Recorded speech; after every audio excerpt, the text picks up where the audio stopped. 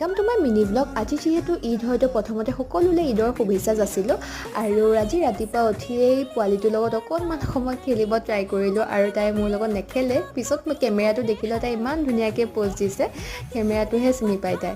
আৰু তাৰপিছত আজি ঈদৰ দিনাখন ইমান বেয়াকৈ বৰষুণ দিছে আৰু ঈদৰ দিনা বৰষুণ দিলে একেবাৰে ভাল নালাগে। আৰু মই তাৰপিছত খাই ল'লোঁ লাল চাহ একাপ আৰু লগতে বিস্কুট আৰু কেক।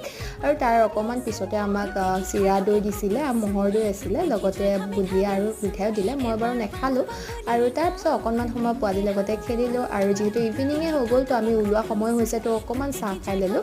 আৰু তাৰপিছত মই আপোনালোকক বস্তু এটা দেখাওঁ, ইমান ধুনীয়াকৈ ফুল এপাহ বনাইছে, চাওকচোন ইমান দেখি ভাল লাগিছে ফুলপাহ।